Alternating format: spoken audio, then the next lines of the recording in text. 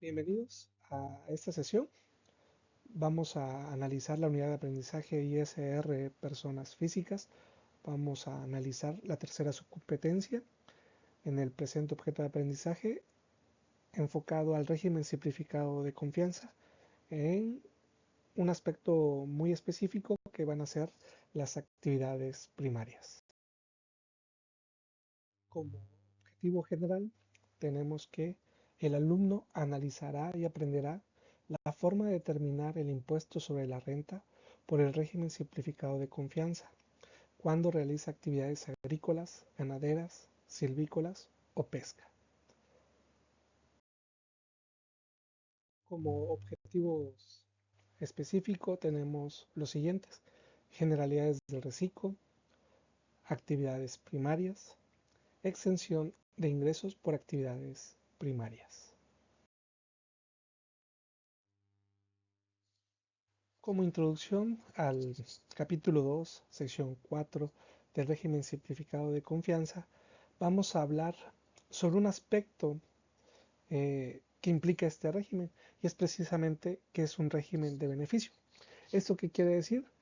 Hay que comprender que el Estado, en su función de recaudador de los recursos necesarios para realizar su función, necesita incentivar o alentar que los ciudadanos pues contribuyan precisamente a la generación de esos ingresos. Y en ese sentido, el Estado elabora esquemas, en este caso regímenes fiscales, que sean de fácil manejo para la generalidad de personas, con el objetivo de incentivar precisamente a que las personas se vuelvan a la economía formal, donde precisamente tienen que pagar impuestos, donde tienen que pagar la seguridad social, etcétera, ¿no? Todos los aspectos necesarios. En este caso, el régimen simplificado de confianza es precisamente un régimen de beneficio. El beneficio está en que tiene una tasa muy reducida, además de que para efectos, como ya hemos analizado en otras sesiones, el régimen simplificado no requieres tener deducciones para poder disminuir una base, sino que ya tienes una base que va a ser los propios ingresos, pero con una tasa disminuida. Esa disminución de tasa implica precisamente un beneficio. Otro aspecto importante del régimen simplificado de confianza es el hecho que surge en el 2022 y surge como una sustitución de otro régimen de igual forma de beneficio, que era el régimen de incorporación fiscal, que estuvo vigente hasta el 2022 normativamente, porque sus efectos todavía los seguimos eh, resintiendo, todavía sigue funcionando este régimen, pero ya un contribuyente no puede optar por este régimen de incorporación fiscal. Entonces, en sustitución de ese modelo que surgió desde el 2014 y que estuvo vigente hasta el 2021, legalmente, donde podían incorporarse a este régimen, sale o surge el reciclo, que viene siendo, digamos que, la continuación de ese régimen de beneficio. Estos son aspectos importantes que debemos de considerar. Este tipo de régimen lo que busca es acaparar a una gran cantidad de ciudadanos que realizan actividades informales y que, a través de presentar un esquema que es muy sencillo, que es muy fácil y que no cobra mucho, pues el Estado busca captar a esos contribuyentes que actualmente se encuentran en la informalidad y que se vuelvan contribuyentes formales.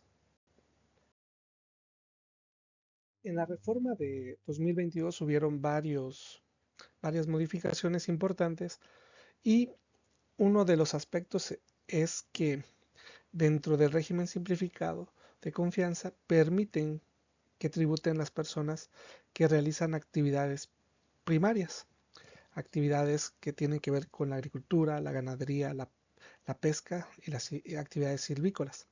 ¿Qué cosas son las actividades agrícolas? Pues bueno, de acuerdo al Código Fiscal de la Federación, nos dice que son aquellas que tienen relación con siembra, cultivo, cosecha y primera enajenación de productos obtenidos de la agricultura. Todos esos elementos, que es la siembra, cultivo, cosecha y la primera enajenación, se consideran actividades agrícolas y por consiguiente actividades primarias. También está la parte de las actividades ganaderas, que también va a incluir tanto la cría, la engorda de ganado, aves de corral y animales, así como también la primera enajenación. Dicha enajenación no tiene que haber sufrido una transformación. En el caso de las actividades pesqueras, incluye la cría, cultivo, fomento y cuidado de la reproducción de especies marinas, tanto de agua dulce, incluida la acuacultura, así como la captura y extracción de las mismas y la primera enajenación de esos productos, y obviamente que tampoco haya sufrido alguna transformación.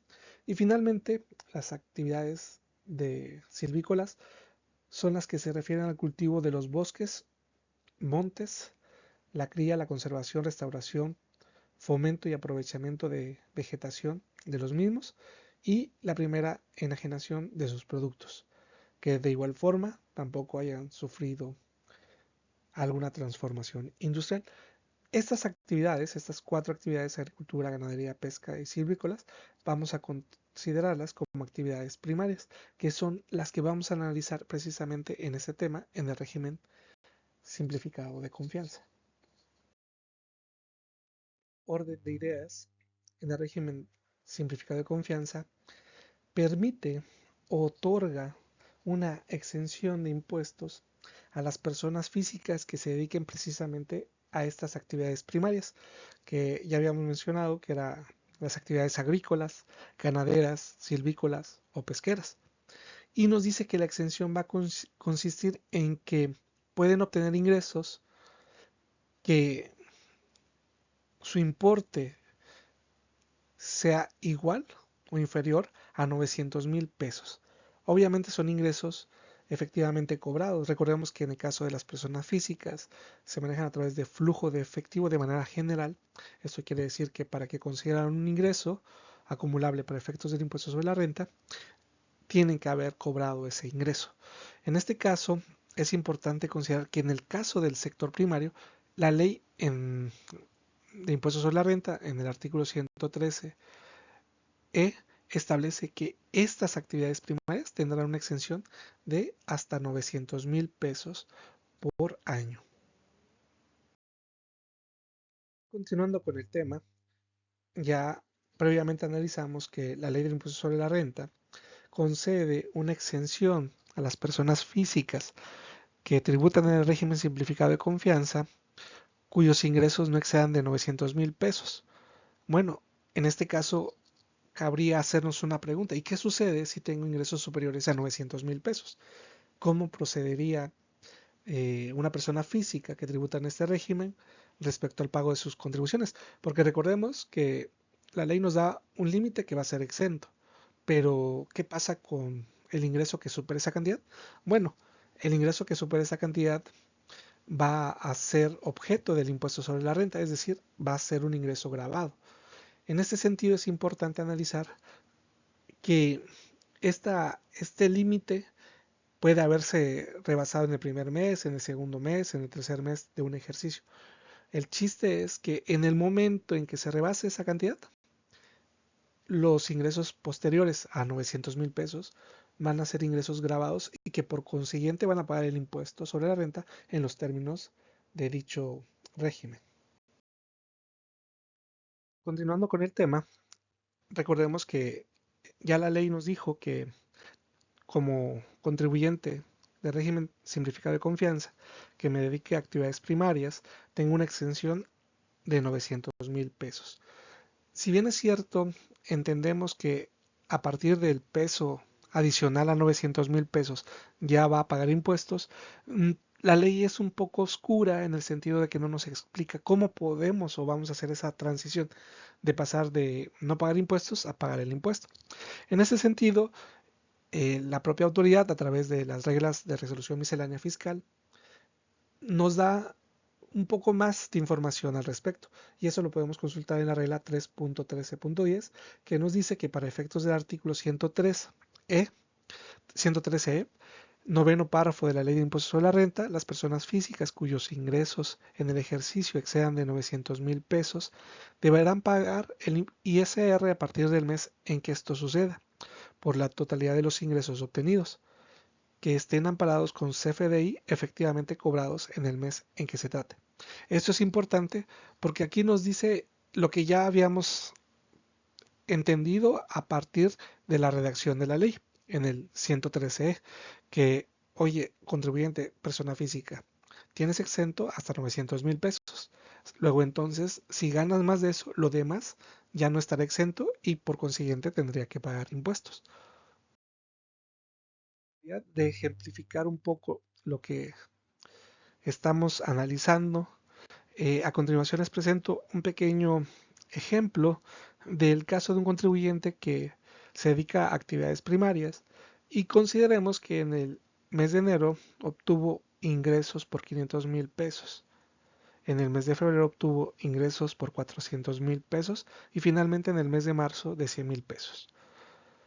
Eh, Esos ingresos obviamente son efectivamente facturados y efectivamente cobrados. Supongamos que en el caso del mes de enero podemos ver que tenemos ingresos cobrados 500,000, ingresos exentos los mismos 500,000 pesos. Recordemos que tenemos 900,000 pesos. En febrero tenemos ingresos por 400,000. Recordemos que ya utilizamos de los 900 que tenemos exento, pues solamente nos quedan 400,000. Entonces perfectamente cubrimos la parte exenta respecto al mes de febrero, porque los ingresos de febrero fueron 400,000 pesos. Entonces, en enero y febrero yo ya cubrí o cumplí o ya llegué al límite que la ley me daba como ingresos exentos. Ahora, ¿qué sucede en marzo? Bueno, en marzo supongamos que cobré 100,000. Ingresos exentos pues no hay porque ya me acabé los 900,000 pesos. Entonces, esos 100,000 ya se vuelven grabados y en este caso, de acuerdo a la tarifa que establece el régimen de reciclo, le corresponde un 2%, se multiplica por el 2%, serían 2,000 pesos. En este caso, el contribuyente del sector primario que tributa en el régimen de actividades primarias tendrá un impuesto a pagar de 2,000 pesos ya en el mes de marzo. Como podemos ver en el caso del mes de enero y febrero, no pagó impuestos porque la ley le concedía una exención de 900,000 pesos. Sin embargo, en marzo ya excedimos ese monto exento y por consiguiente ahora sí ya los ingresos que percibamos serán grabados, serán objetos del impuesto sobre la renta. Les presento la bibliografía que sirvió de base para el presente objeto de aprendizaje.